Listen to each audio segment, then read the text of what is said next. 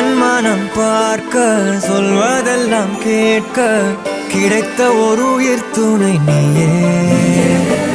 என் சிரிப்பில் பாதி என் துயரில் பாதி பகிர்ந்து நீ யாரென்று